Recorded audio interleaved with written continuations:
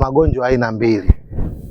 Wapo watu wanasumbuliwa, wapo watu wanateseka na magonjwa ya kibaiolojia. Mtu huyu ambaye anateseka na magonjwa ya kibaiolojia, tiba yake anahitajika apate tiba ya kisayansi, kwenda hospitalini. Inaeleweka hapo? Mtu ambaye anateseka au anasumbuliwa na magonjwa ya kibaiolojia. Magonjwa ya kibaiolojia ni kama malaria, typhoid, TB, kadhalika na kadhalika. Mtu huyu tiba yake ni kwenda hospitalini. Lakini sio mtu ambaye anateseka, anasumbuliwa na magonjwa ya kibaiolojia akataka kwenda kupata tiba yake kwa mganga wa kienyeji. Atakuwa anapotea njia.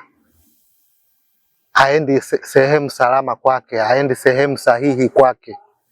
Au mtu mwingine anasumbuliwa na magonjwa ya kibaiolojia ambayo yapo wazi. Unakuta mtu anasumbuliwa na ugonjwa labda kama TB, typhoid. Anataka aende kupata msaada kwenye maombi. Wakati ugonjwa wa namna hiyo una tiba yake hospitalini, huko kunakuwa ni kumjaribu Mungu. Ukiacha magonjwa ya kibaiolojia ambayo yanawasumbua watu, pia kuna magonjwa ya kipepo. Mtu ambaye anasumbuliwa na magonjwa ya kipepo, mtu wa aina hii tiba yake sio hospitalini. Ndio maana unaweza kaona mtu amezunguka hospitali zote, amefanya kila aina ya kipimo, amekutana na madaktari bingwa mbalimbali, lakini bado shida yake haijajulikana, bado anateseka, bado anasumbuliwa na ugonjwa. Mara nyingi mtu wa namna hii anakuwa anasumbuliwa na ugonjwa wa kipepo.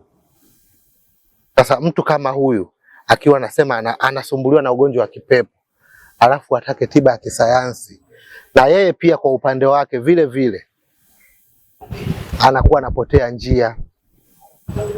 Tatizo la kipepo tiba yake hauwezi kuipata hospitalini. Tatizo la kibaiolojia tiba yake hauwezi kuipata wapi? Kwa mganga wa kienyeji. Tatizo la kibaiolojia litatatuliwa kwa njia za kibaiolojia. Naeleweka hapo? Tatizo la kibaiolojia litatatuliwa kwa njia za kibaiolojia, kwa tiba za kibaiolojia za kisayansi. Tatizo la kipepo litatatuliwa na watu wenye elimu na hayo mapepo. Wachungaji wanaofanya maombezi, wapo waganga kweli wanatibu. Mimi sioni kama ni dhambi kwa mtu ambaye anasumbuliwa na matatizo ya kipepo, matatizo ya kulogwa, kwenda kutibiwa kwa mganga wa kienyeji. Kwa upande wangu hilo sio tatizo na wala si dhambi. Kuna mambo ambayo ninakubali.